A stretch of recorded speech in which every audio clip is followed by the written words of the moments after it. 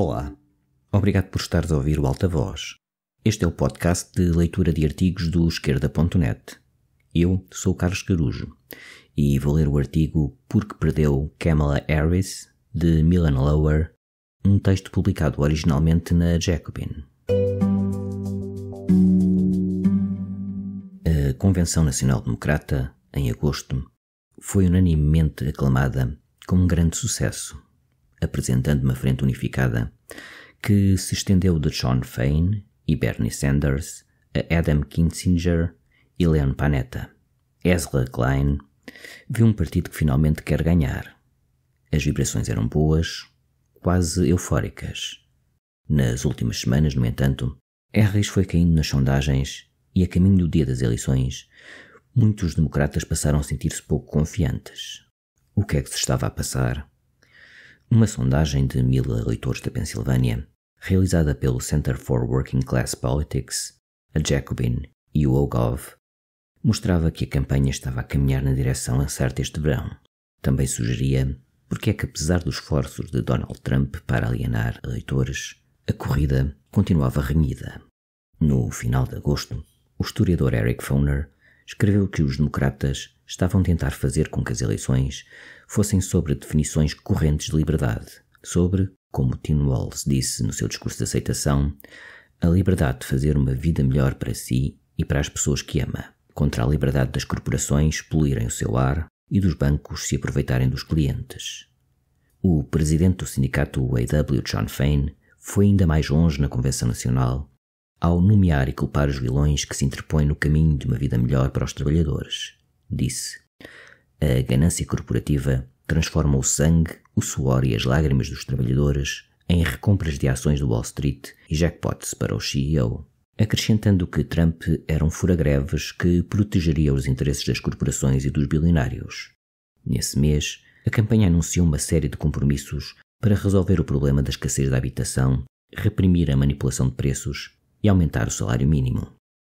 A nossa sondagem encontrou um forte apoio a este tipo de mensagens económicas populistas e uma antipatia generalizada pelos bilionários e pelas elites empresariais, especialmente entre os grupos eleitorais que Harris tinha dificuldade em atingir: membros de sindicatos, eleitores sem um diploma universitário e operários, nos quais estava a perder por 4, 7 e 19 pontos.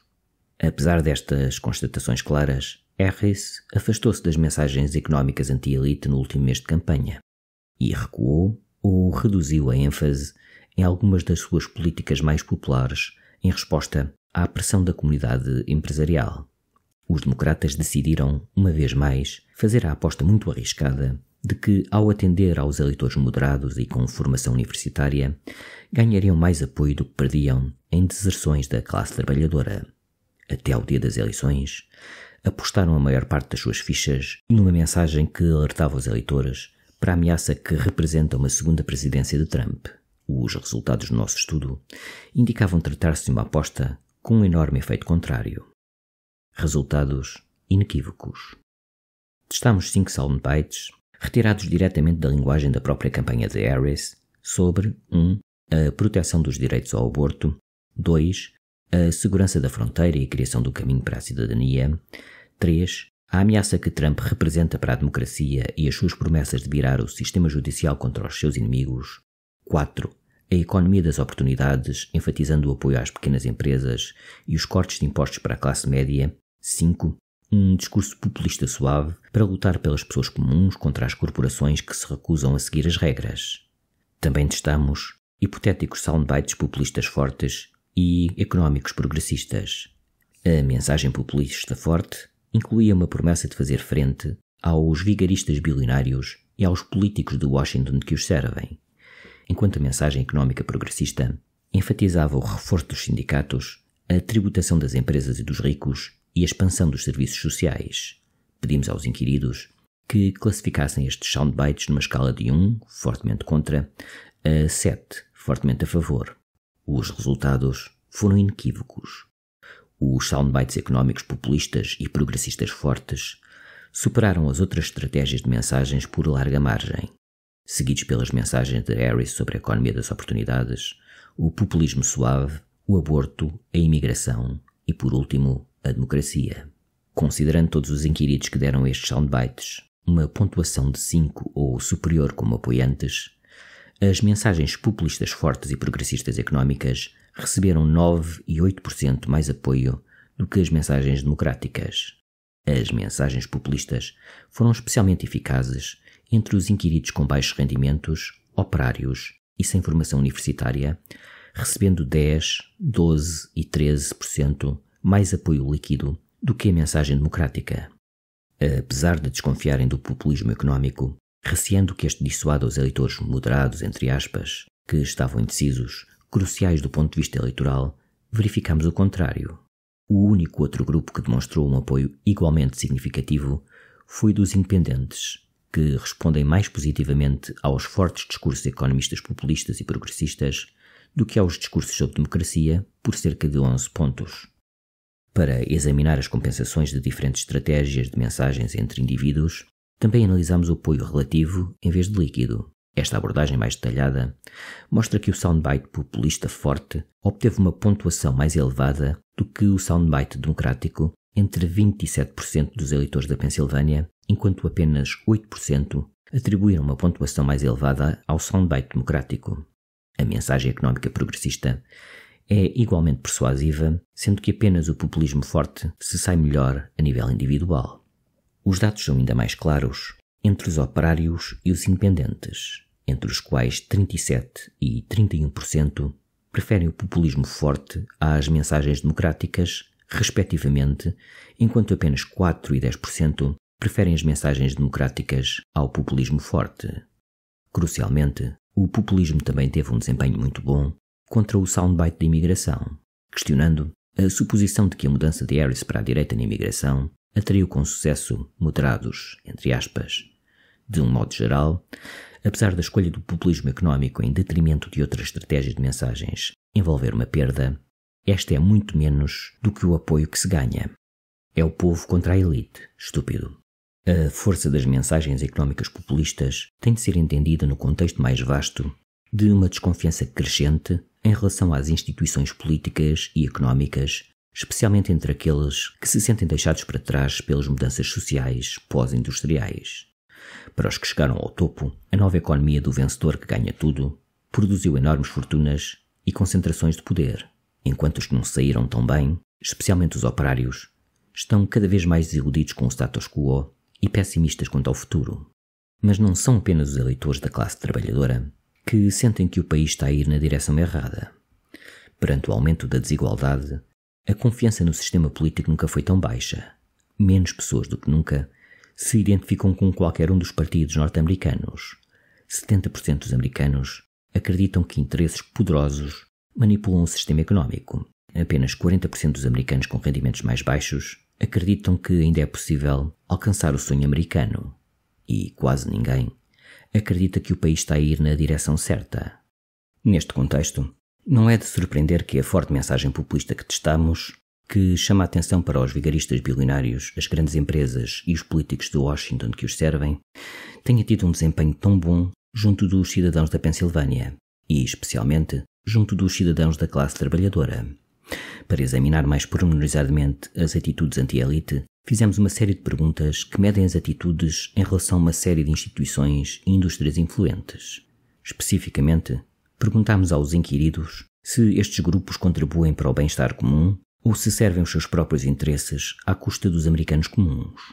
Concluímos que os inimigos, entre aspas, tipicamente identificados no populismo de direita, tais como organizações de comunicação social, organizações sem fins lucrativos, universidades e sindicatos, não são objetos particularmente eficazes da ira populista.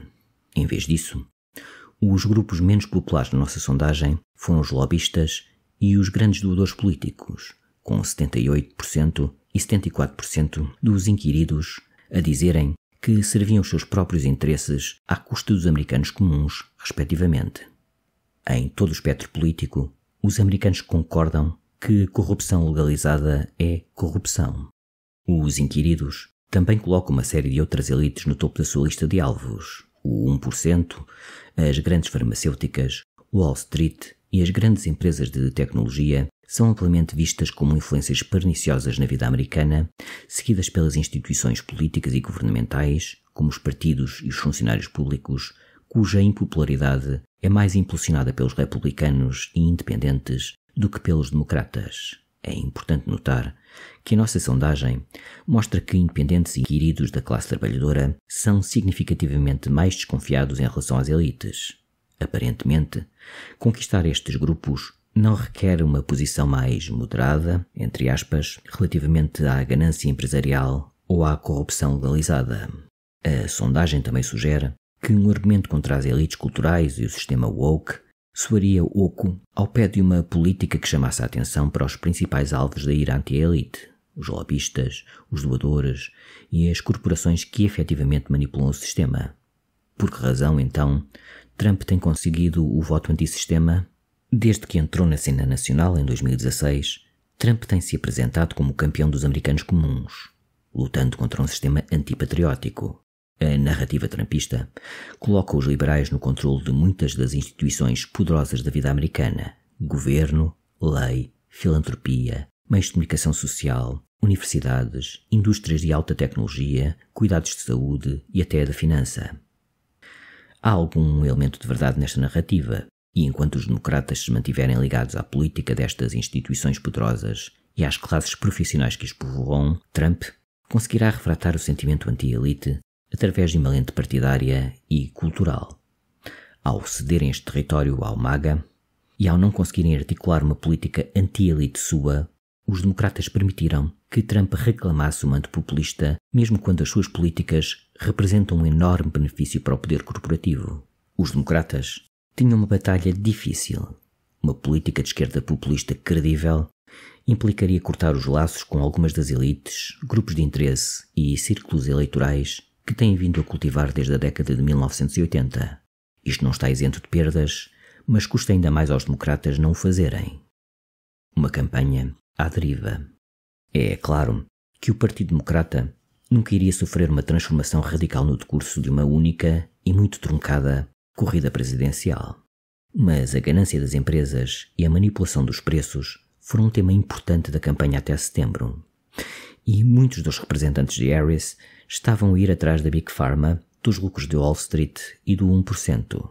Nas semanas que antecederam as eleições, no entanto, a campanha tentou distanciar-se de tudo o que, mesmo remotamente, cheirasse a uma agenda económica anti-elite, recuando em compromissos anteriores relativos ao controle dos preços e aos impostos sobre as mais-valias.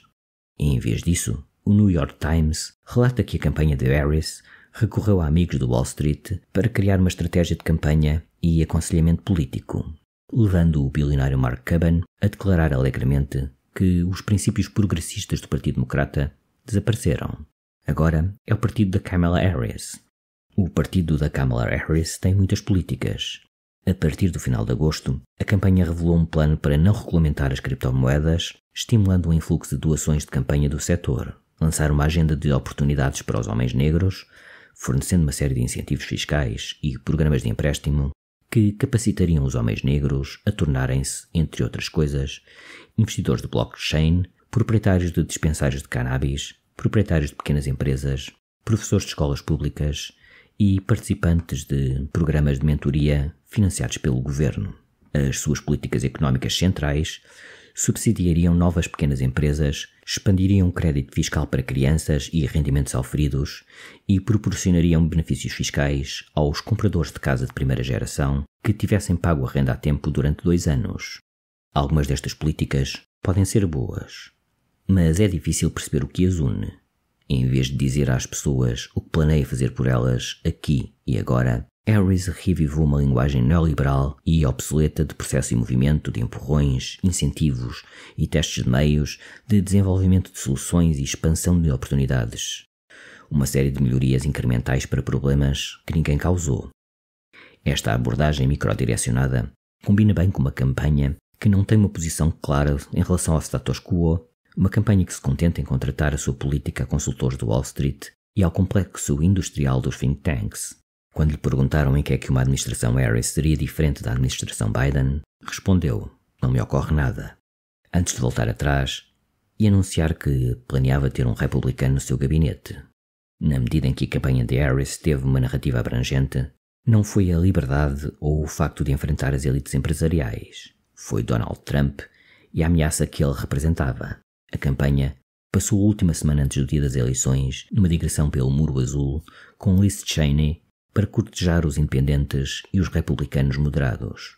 Como dizia a CNN, estes eventos não se destinam a centrar-se em propostas políticas progressistas, mas sim em avisos sobre o que pode significar um segundo mandato de Trump.